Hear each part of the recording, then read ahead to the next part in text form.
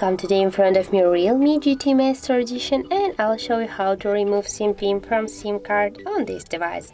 So first you should go to the settings app, and now just scroll down to the security section, and here you'll see the SIM card lock section. Go there and just tap once on the switcher and type here your currently SIM pin. In my case it's from 1 to 4, you can have the different one, and just tap to OK, and as can you see, our switcher just turned on. That means that we successfully removed the SIM pin from your SIM card.